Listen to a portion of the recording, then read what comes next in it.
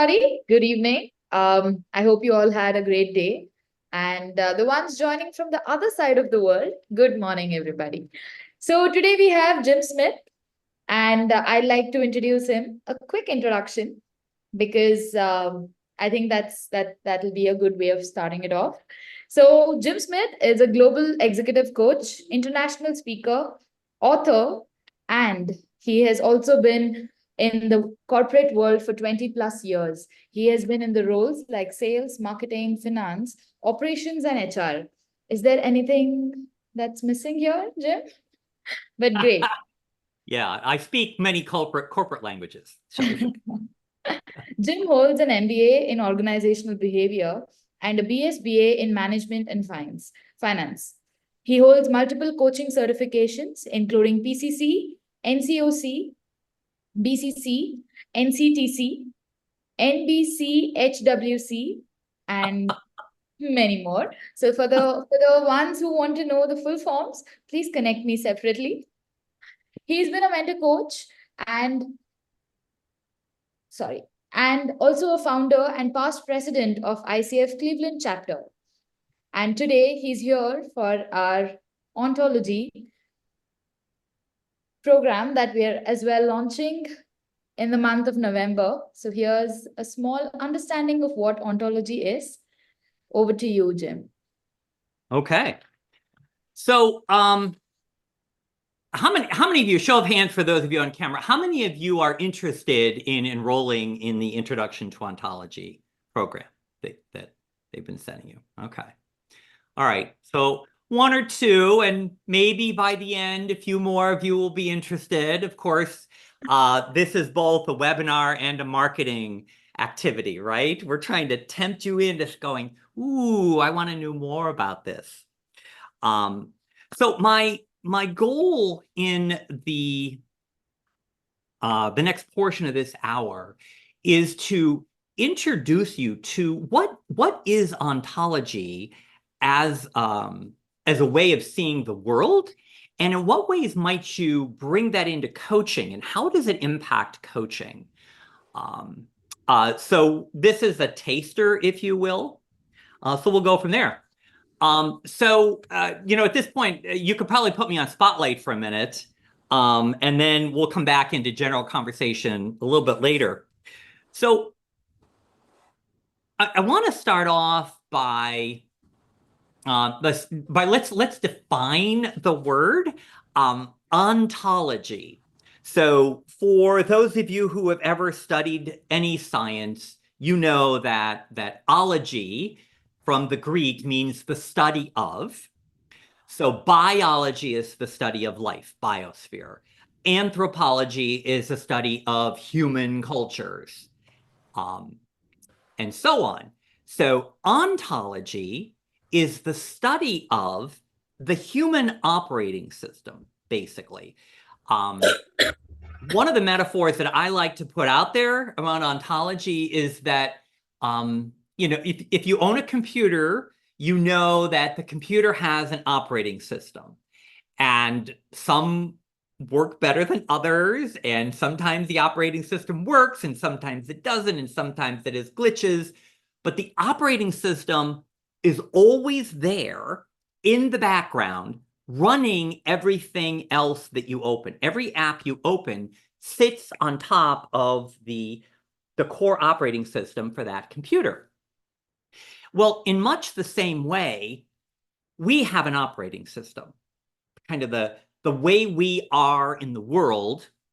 And I'll talk a little bit later about how neuroscience has helped us even more deeply understand what that operating system is.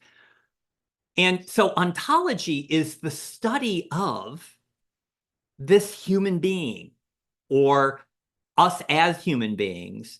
And many of the distinctions and the tools that we use in ontology help us more deeply understand exactly how that system works and how it might be impacting what people do in the world. So let's talk about how we are in the world. I'm going to be using very high-tech slides today. So for those of you who can see this, right, this is why I'm on Spotlight. So when we want to get something done in the world, what do? We take action. So on a regular basis, human beings take actions to get outcomes in the world. And most coaching really revolves around this reality. So here I come into the coaching space. I want to get a slightly different result in some part of my life, in my work. I am dissatisfied with something and I want to fix it, or I aspire to something and I want to grow into it. I want to develop in a different area. I want to leap ahead or climb the mountain. And so a lot of coaching revolves around this A. Let's explore different actions that you might take to get that same outcome. And in that way, coaching is not much different from raising children or, being part of society in general. When you're raising kids, as the kinds of outcomes they want shift, you're there to help them understand what are their options. What can they do differently? And so our possible actions, the options available to us, are constantly expanding throughout our life as we grow. But also as we grow, many of the behaviors that we learn, the actions that we take to get the outcomes we want, become part of our operating system. I invite you to imagine a small child learning to walk. Even if you don't hang out with babies, you've probably been one, so you probably remember this process for something in your life. A baby learning to walk really focuses all of their attention on that one thing. For months, there's standing up, there's pulling up, there's balancing, learning not to fall down, learning how to fall down properly. And then there's the kind of, what do I do? How do I get from here to there? So there's the experimenting with taking a step, falling down, taking another step, falling down, and eventually putting those all together. And we focus a lot on the walking. For quite some time in our lives, all we can do at one time is walk. We can either walk or we can play, or we can walk or we can talk. But eventually, our body learns to do this and it becomes routine. And at that point, our operating system takes walking and kind of puts it back into the hard drive as something that's just happening on autopilot. Think about the last time you walked anywhere. Imagine what your life would be like if every time you stood up to walk across the room, you had to think about, let me get my balance here, and what are my gyroscopes doing? And okay, now I got to fall forward, balance. Now I'll move the weight you'd never get anything done, right? So a lot of what you do in your life is on autopilot.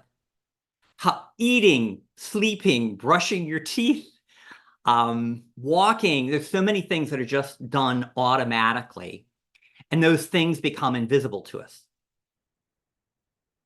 The same is true of many of your, just as it's true of your physical patterns, it's true of your thinking patterns. You've learned ways to think about the world and relationships, and you've gone to school and you've learned discipline, and there's probably things about, like, if you're an accountant, for example, there was a time when debits and credits made your brain hurt. But now that's so basic to you, it's all autopilot. Many scientists and social scientists estimate that anywhere between 90 and 99% of what most people do in any day is all autopilot. You're not really thinking about it, so that you can focus your brain on the things that are different or unique that are in front of you, okay? All right, so as coaches, we show up, again, somebody wants a different outcome from what they're getting based on all the patterns of behavior they have. And so a lot of coaching is built around, Okay, so you're not happy with the R. Let's come back to the A and consider what are some different possibilities for you. Here's the thing, though. You don't have access sometimes to that vault where all your autopilot stuff is stored. It's invisible to you. We need to think not just what other actions might you take. Sometimes it's worth considering, well, what is going on inside of you such that you see only those possible actions? Maybe the reason why you're not able to kind of break your pattern or get to that other place isn't because you don't know of a possible action. It's because there's something you're not considering, a way of looking at the world that isn't available to you. And so what we want to ask as coaches is, well, how are you observing the world? What are the lenses that you bring? What are the things you believe about yourself? So, for example, let's say you're at work and you've moved into a role where now instead of being a participant in a corporate meeting, you are now one of the people who has to go up on stage and be the presenter, excuse me, or presenters. And you're finding yourself, the outcome that's happening is that you're fumbling, you're sweating, you're nervous, terribly nervous. You get a migraine even thinking about it. You hide behind a podium, and you're not being very effective with your messaging. You're not coming across as credible. So, all right, so let's send you to a skills class in presenting. That's another possible action. Let's give you more skills to learn how to stand and walk around on stage and so on. But what if behind the scenes, invisible to you, you hold a story about yourself that I'm not very good looking, or I don't like my voice, or you've been told all your life that nobody cares what you think. Well, you might not be actively thinking those things, but those things that you were trained in when you were a kid are kind of sitting underneath everything. So no matter how many skills you learn or options you accumulate for action, you're still going to have this underlying sense of I'm not worthy of this. I don't like to be seen. I can't do this. So even if you have the skills, you don't have the belief system. Well, in the ontological approach, when we are working with somebody who wants a different outcome, instead of focusing on actions, what we do is we come back here and say, well, what's going on with you such that you don't see this possibility? So I invite you to, if you're taking notes, I invite you to draw on your paper a Venn diagram of 3 circles. So draw 3 circles that overlap in the middle, okay? This is one of the core models of the ontological approach. It represents, this Venn diagram represents the 3 human domains in which we can have an impact, the 3 human domains in which we operate. So if you want to label these, so one of the domains is the head. So this is what we call the domain of language. The brain. How do you think? What do you believe? What are the words you use when you speak? How do you speak? What are the values you hold? What are the stories you hold about yourself and your experience? Okay. The next domain I call the heart or emotions. As human beings, in the ontological sense, we can experience several thousand different nuanced emotions. Most people have a core set that they work with every day, that they favor. Okay. But we're all capable of thousands of them. And it can be very, very useful and helpful to notice, well, what emotions do you live in most often? Those might be flavoring how you approach things. Which emotions can't you access? And which emotions are you're most skilled at? And then the third domain, label the body. So we are physical creatures, okay? All of this is also part of our instrument of living. And because in many cultures, and in our schooling system, pretty much globally, there is so much emphasis on putting stuff into the brain that we become very focused on thinking as being kind of one of our core processes. And we often forget, or maybe didn't even ever know, that the body has a lot of wisdom. Have you ever made a decision based on gut feel, your intuition, just kind of a tingling in your body, or a sense deep down, or a sense in your shoulders, or something like that, that this was the right thing to do, or this wasn't going to serve you? In many of those circumstances, while you may have turned it into a story in your head, you were probably getting something from your body to start with. The word intuition means inner knowing, and it's often coming from down here in our body, okay? Gut feeling, I have a gut sense of this, is another way that people label intuition. Well, the gut isn't here. The gut is down here. That means your body was informing you of something to help you do that or not do it. And so, again, to finish out this core model, where these three overlap, that triangle in the middle of these, we call your coherence. It's kind of where you come together. And in many ways, so I'm gonna create that triangle here. This is your filter on the world. Okay? This is how you see things. There's a quote often attributed to the Talmud, the Jewish Talmud, that says, "We do not see the world as it is. We see the world as we are." And so that's at the heart of ontology. This sense, or this idea that whatever happens in the world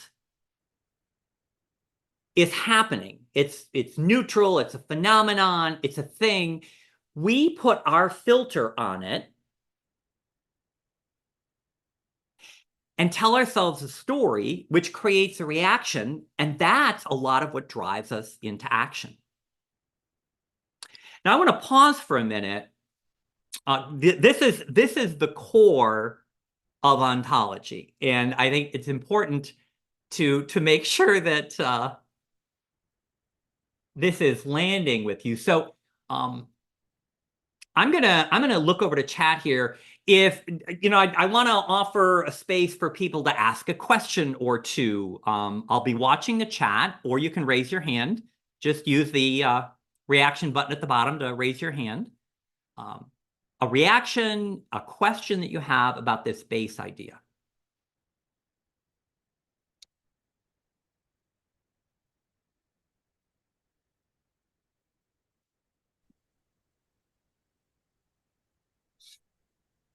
Let's see. So, yeah, Manjula, is filters same as beliefs? Well, your beliefs will be one of those filters. Because remember, in that, you're going to have your emotional field, your physicality, and your intellectual or language field all overlapping. So yes, beliefs will be part of the filtering that allows things to come through to you or affects how things come through to you. Ian says, for effective professionals, is there a range of usage of head, heart, and gut? Well, so that's a really fascinating question. In the corporate world, so often there's so much focus on the head. Oh my gosh, I've lost track of how many executives or leaders I've spoken to over the years who basically say, well, yeah, I don't do emotions. I'm like, bull poop, you don't do emotions. You're a human being. You are by definition an emotional creature. If you've gone to business school in the last 20 some years, you've probably heard about emotional intelligence. So if you say, I don't do emotions, you're in an emotion. It's called denial, right? So what we want to remember is that all professionals working in any organization are human beings. So whether they consider that or not as part of their showing up in the workplace, they are. They are driven by emotions. They have a body, and they have the same filters and stories in their head. So let's see. Is it more like mind, body, and spirit? Miriam, there are some versions of this model. If I put this up here, there are some versions of this model that would define a fourth circle behind them. So it would be head, heart, body, spirit. Spirit as kind of an underlying thing. So yes, you could bring spirit into this same sense of the model. Is filter frames of reference or metaprograms in NLP? Yes, I think there's a very strong correlation to this and a lot of the principles in NLP. Coherence is to be.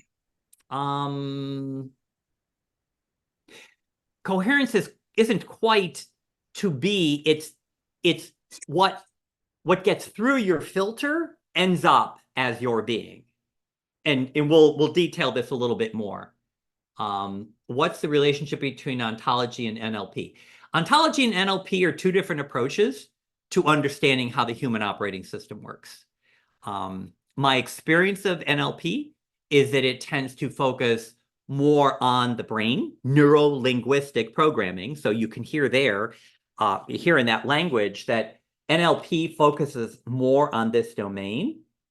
If you think, if the disciplines of intellectual study and emotional intelligence and somatic and movement study all got together and had a baby, it would be ontology, okay? Because they're all equally weighted there. Does this filter help in distorting, deleting, and generalizing external stimuli and help creating our perceptions? Absolutely, Naraman. And that's where we're going to go next. We're going to go into some of how does that work. Coaching to the human soul. Yes. So Francine, I can show you. So there's a whole library of books that you can get into on this subject. I own all three editions, or all three volumes of Coaching to the Human Soul. You can get incredibly academic with this and nuanced, and we could spend years studying ontology. Today is just an introduction. Great question, though. Yeah. Is there a scientifically valid research to confirm this model, please? So very, very interesting. I started studying ontology. I started it in the early aughts, the early part of this century. And for many years, I would say, it was kind of half intuitive belief system. And it was more based in our observation of how humans work. What's fascinating about this world is that in the last decade, neuroscience, which has developed the ability to actually go in and look at what's happening in a brain and in a body when people do various things and feel various things. What's fascinating is that science has now emerged to ground almost all the ontological principles. I mean, we can point to scientific evidence that this is true now in many of these areas, at least at our current level of development. Is it possible that someone is stronger in gut than heart or head? Uday, that is the whole point. Okay, that is the whole point. A lot of people are walking around very head-centric. I mean, if I were to, draw a diagram, it would look something like this. Like head, heart, body. Okay, there are people like this in the world. They're very head-centric, and they don't pay attention to or know how to manage their emotions, and they pay little attention to their body. It's one of the arguments that I have with a lot of my clients when they show up and say, I'm really tired today, and that sometimes opens up a conversation about, well, tell me a little bit more about your sleeping habits, because like every conversation we've ever had, you've always started off with, I'm really tired. And I find out they're getting 4 hours of sleep a night, and they're not doing this, and they're not doing that, and they eat crap. And so a conversation we often get into is, well, the brain isn't an independent operating system. Like, it's not getting an external feed from somewhere. Your brain will function to the extent that you move your body, feel your body, feed your body well, rest your body, because your body is your brain and your brain is your body. They're all connected. They're all one unit. So when someone is not paying attention to one of these domains, there's a possibility there from a coaching perspective to really help them open up. And Ankita, we're going to be talking about coherence. That's the whole point here. Ron says, salads are yucky. I don't like salads. Okay. That is an example of a filter, right? Laviana, how to draw the difference between head, heart, and body. I feel it sometimes overlaps, and one triggers and leads to the other. Yes. Okay. So that's also where we're going next. So I'm gonna save your thing. And then, was there someone had a hand up earlier, or did I answer the question? No, we're good. Nariman. Can you hear me? Yes, I can now. Hi, Jim. So I was trying to understand what the real nuanced difference is there between NLP and ontology. And I came up with that maybe, while ontology is about understanding and structuring that exists, NLP is about changing how people think. Is my understanding correct of the nuanced difference between these two fields? I am familiar with NLP, and I am not a practitioner of it. Okay. I think what you just said represents the distinction well. So NLP, neuro-linguistic programming, it's about learning how to change your programming. Yeah. And while that might be an outcome from an ontological conversation, ontology begins first by just even being curious about what is it you're thinking, and is that true, and how's it working for you? What do you believe, and where did that come from, and how's it serving you? What emotions are you experiencing? Can you even name them? And to what degree can you manage those emotions to be more effective for you? And then finally, what are you feeling? How do you know? What signals is your body sending you? And are you aware?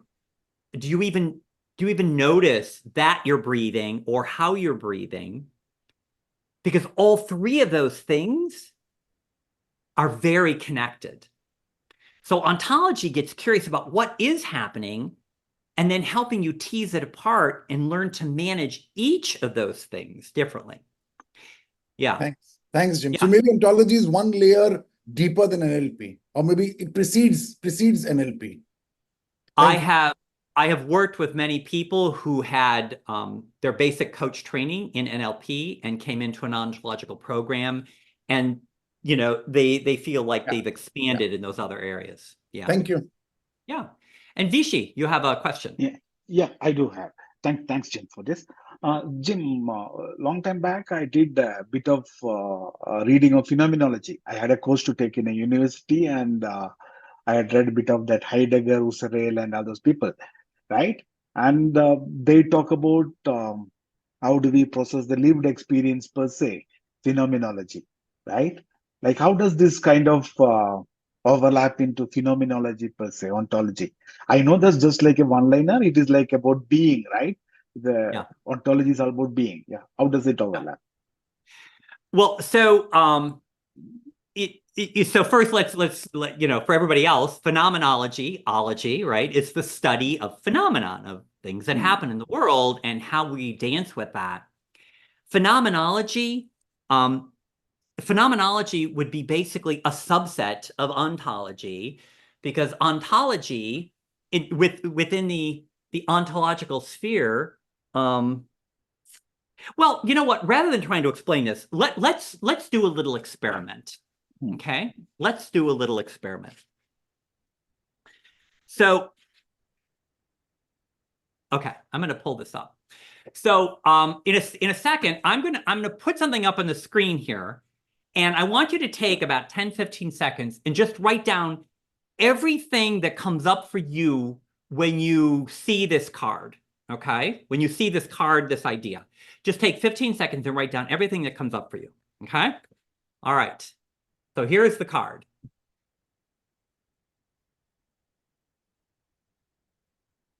My flask is red. Color. Yeah. So the color red, what are all the ideas and reactions that come up for you? Okay. All right.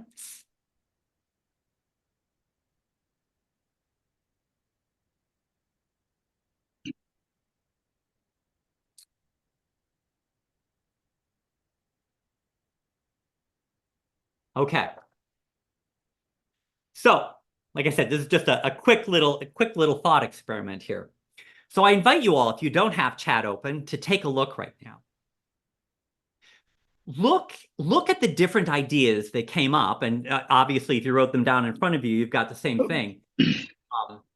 So some of you made data-based observations. It's a color. There's a white background. It's on a rectangle. Some of you started telling stories. Well, it's red like blood. It means danger or urgency. So you're attributing meaning to the word red.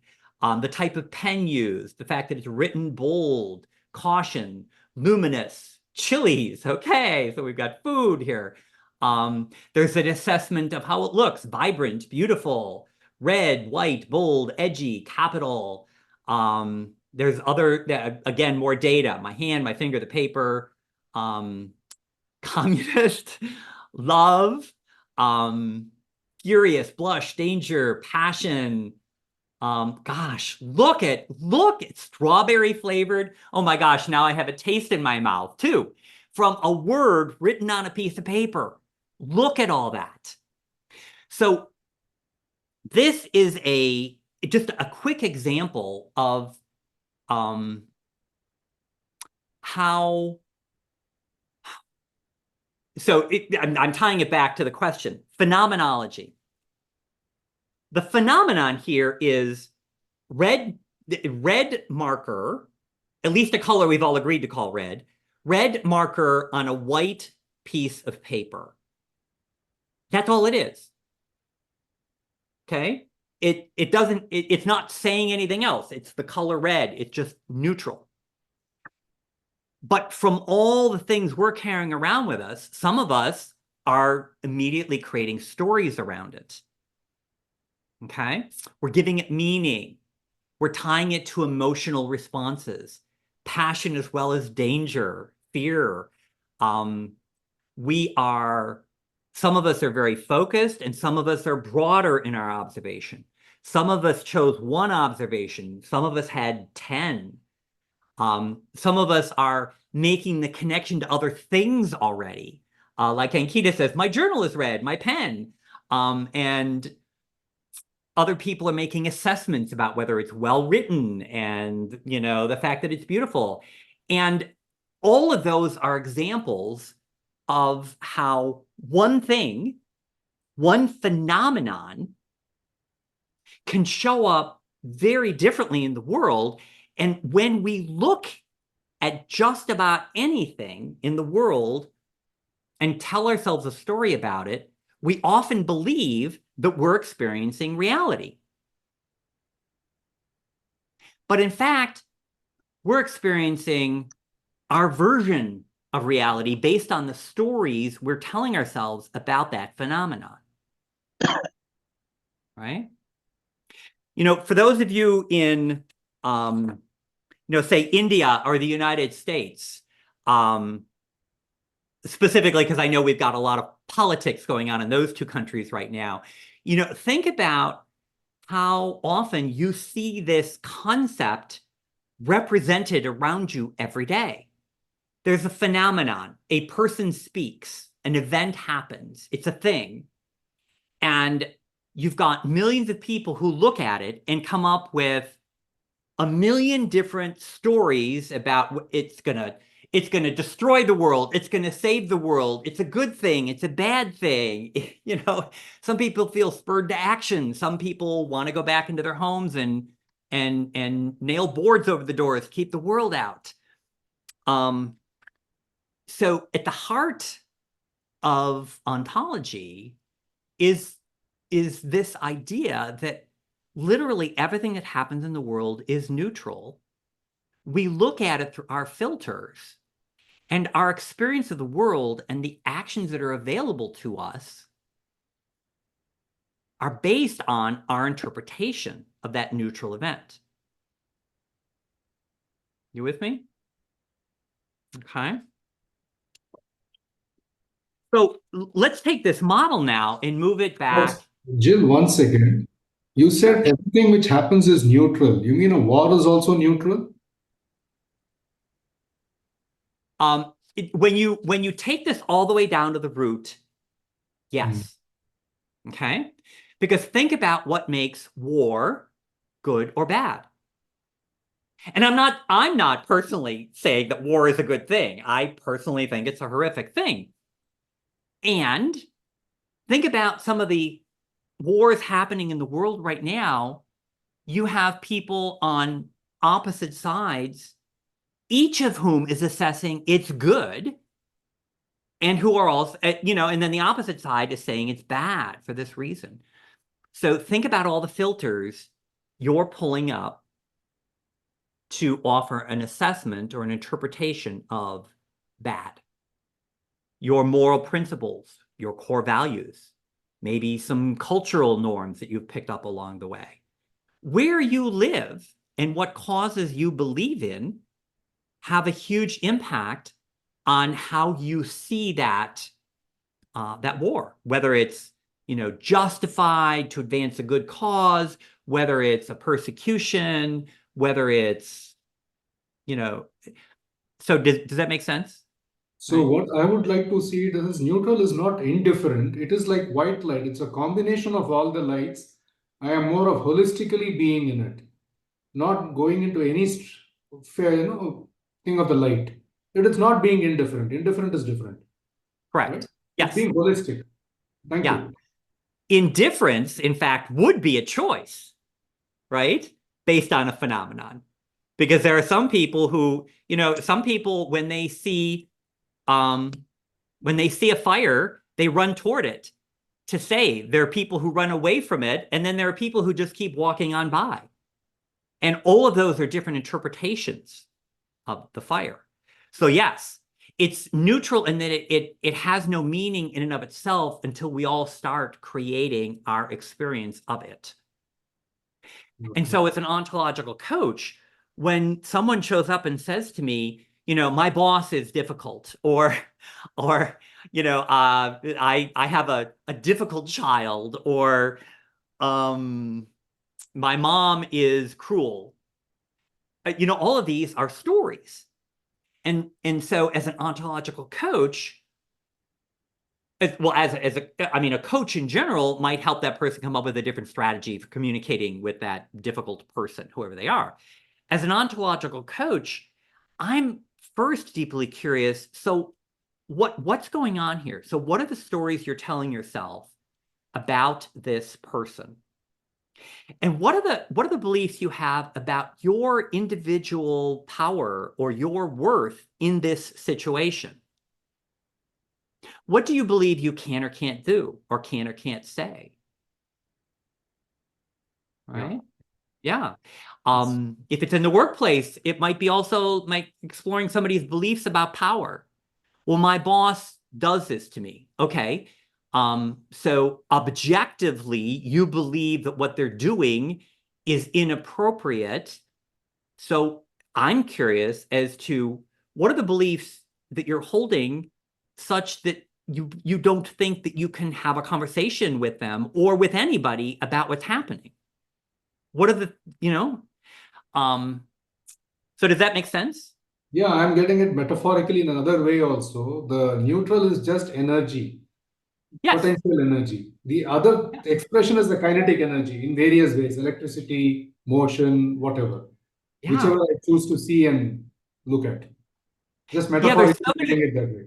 there's so many things you can layer in here, right? Yeah. Thank you.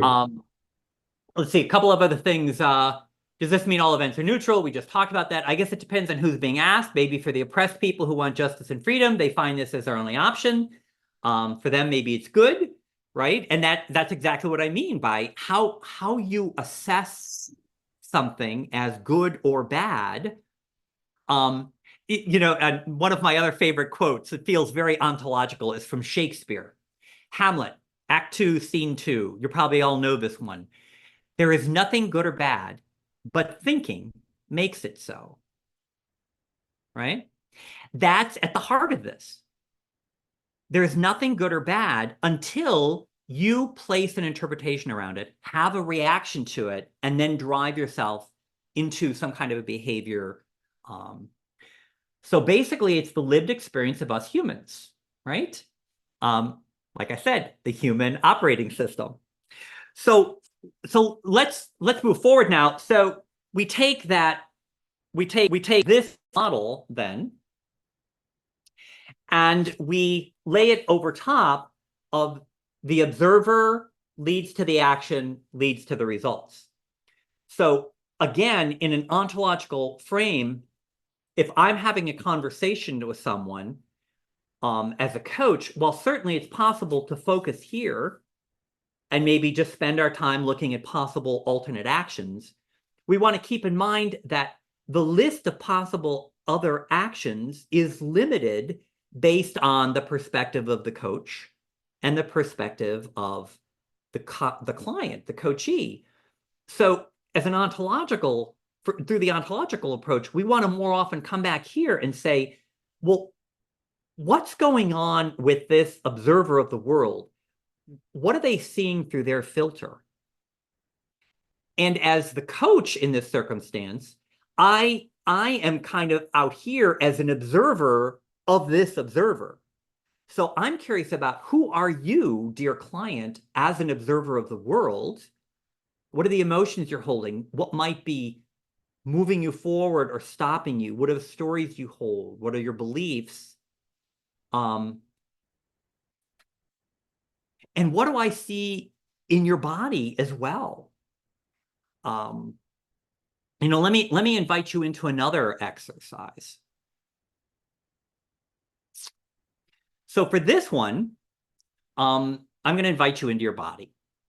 So for just a moment, I'm going to ask all of you to pay attention to your breath. Just pay attention to it.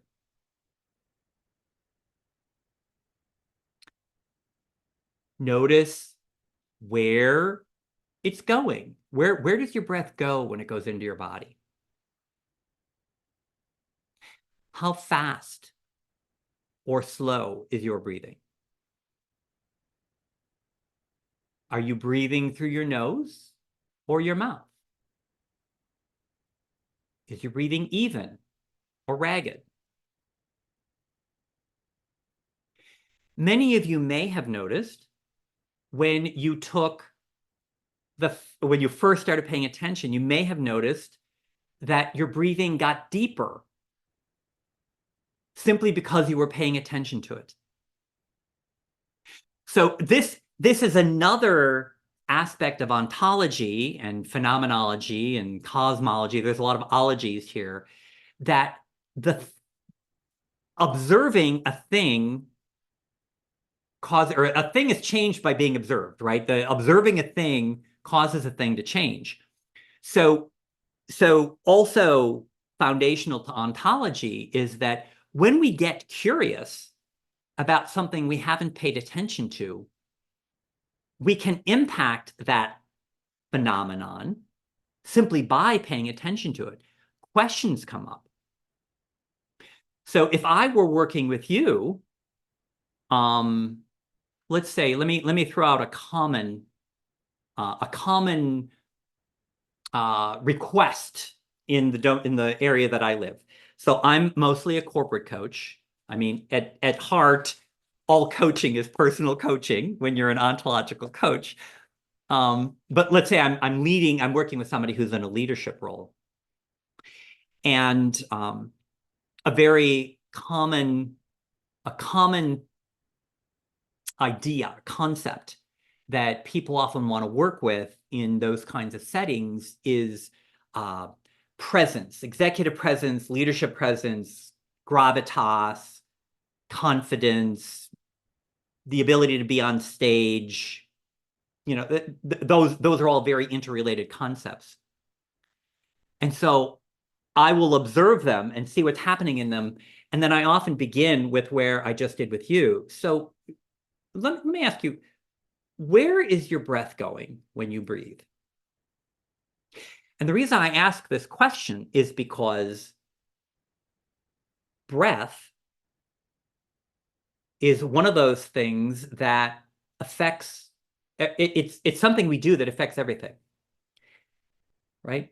How you breathe, how deeply you breathe, how rapidly you breathe is affected by the emotions you're feeling, which are affected by the thoughts you're thinking. And in like manner, if you can master your breathing or you become conscious of your breathing and shift your breath, you can actually shift your emotions and change your thinking. So there's a great deal of mind-body connection within the ontological model. If you can learn to have equal mastery of yourself in all three domains, you have more capacity to shift or choose your response or choose the pattern of thinking that you're bringing to any situation. So once again, back into the body, wherever you are right now, I invite you to, again, notice where your breath is going. Is it breathing into your throat, your chest, upper belly, lower belly? Maybe for some of you by now, you've been breathing into your feet. Just notice that when you take a deeper breath and release it, there are things happening in your body. Are you aware of them?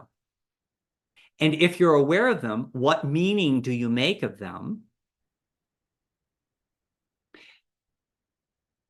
And what's possible, for example, if you've got a challenge around presence, around being here right now, or having more gravitas, perhaps it's possible for us to help you notice that the more deeply you breathe, the more rooted and grounded you feel, the calmer you are.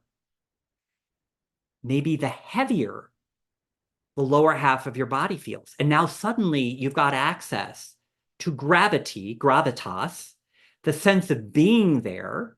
When other people see you, they will see someone, instead of your energy being up here, your energy is more likely to be down here.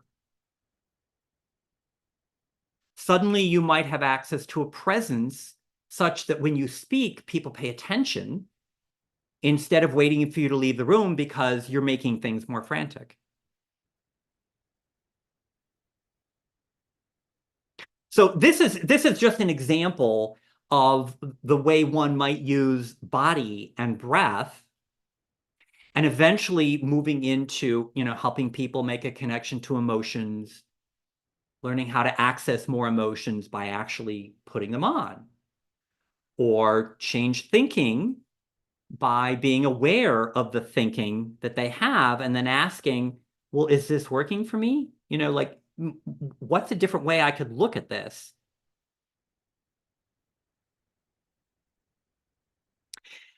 And then finally, the other aspect of ontology that I just wanted to mention here in an overview is the idea of practice, which most of you are probably familiar, because practice is a concept that most coaching schools teach. From an operating system perspective, as I shared earlier, many things you learn, how you talk, how you believe, how you write, how you walk, everything. At one time, you had to do it very consciously. And you did it over and over again. You practiced it over and over again until it became a habit. And then it goes into your autopilot vault. So the path to changing who you are, the path to changing this observer, is going to tie back to practice. So once you become aware of a new possible way to think or speak, a new speech act, which is an element of ontology, which we'll be covering in the course. There are speech acts that are emotional distinctions, there are somatic distinctions we'll be working with. Once you learn one that's new, that seems to serve you better when you go into the situations where you're trying to grow, simply knowing about it won't help. You have to integrate it into your operating system so that it becomes part of your operating system toolkit. So ontological coaches talk a lot about practice. Well, what are you going to do, and how are you going to do it, and how often are you going to do it, such that over the next few weeks or few months, that can become one of your habitual patterns. And just to tie this back to the person who asked about science grounding, this is where neuroscience has really helped make ontology very grounded, because neuroscience has proven to us that that is how habits are formed. Every time you do something, you create another synapse in the brain. And when you do it over and over again, that synapse gets stronger and stronger and stronger. And that's how you form habit. That's how habits are formed in the brain. Neural pathways, synapses, there are kind of other language we can get into. Okay, so let me check the conversation board here again. Press people. So basically, it's the lived experience of us humans. It gives us meaning. Everything else is what it... Well, exactly. Yeah. The fact that we each have a different coherence, a different set of filters, is why we all experience the world in a different way. Like each of us is unique. We have a different interpretation of what's going on in the world. I do business as the executive happiness coach, and that is because a lot of the base of my work is positive psychology and the creation of habits and practices that will help you learn to look at things through a more optimistic lens of possibility first versus a lens of fear. I'm not saying one is right or one is wrong, but some people prefer that. We see through our filters, so do others. So managing conflict collaboratively needs both of us to understand each other's views and why as a start.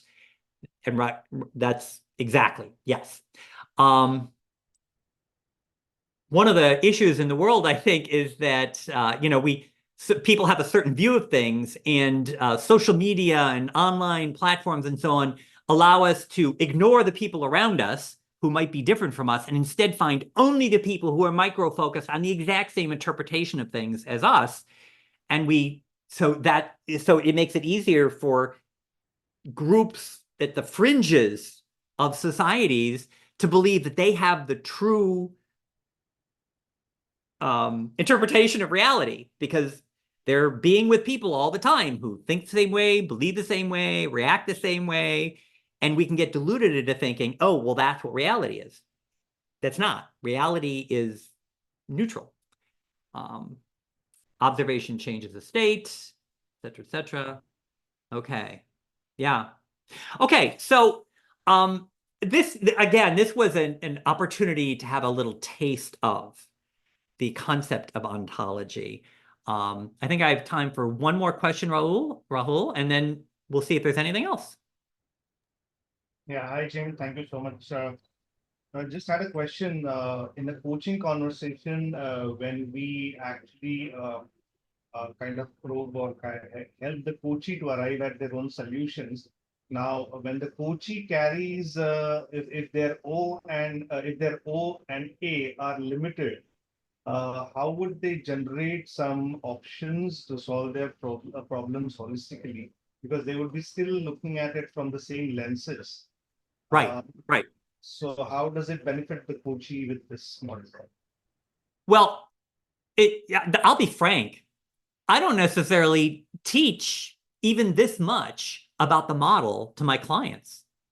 This is the view I hold. So when I am working with a coachee who sees limited possibilities in the world, my approach is to go back and help them unpack the observer that they are, to notice their own stories and interpretations and beliefs, and then, as any good coach, challenge those, right?